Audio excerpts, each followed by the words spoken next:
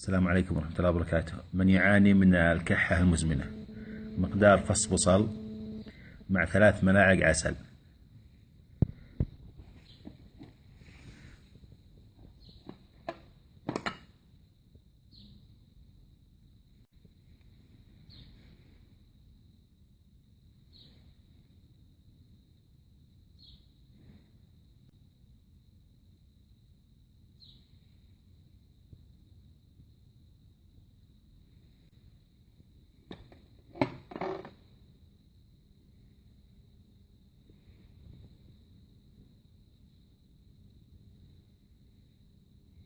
صدق زين الشرب.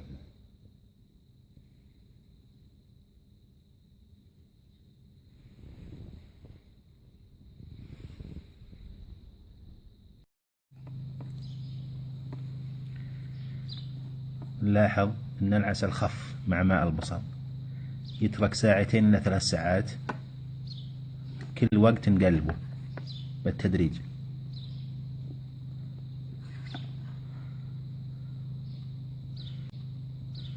إذا كان في بلغم يؤخذ لمدة 5 أيام مرة باليوم، ملعقة صغيرة رشاد بعد أي وجبة، بعد الغداء ولا بعد الفطور ولا بعد العشاء، إذا كان مع الكحة بلغم.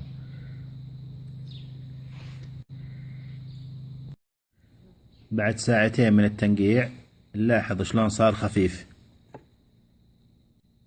العسل مع ماء البصل.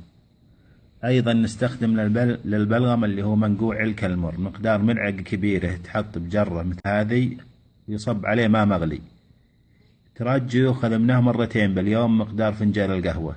ممتاز للبلغم، يؤخذ هو ويفضل للأطفال أو الرشاد. كل ما زادت مدة البقاء كل ما زاد الماء. بعدها نصفيه.